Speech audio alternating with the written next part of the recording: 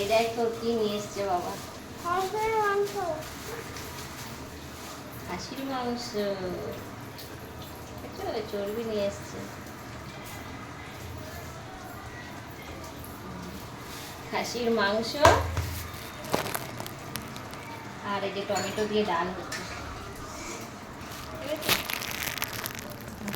Tomato দিয়ে ডাল।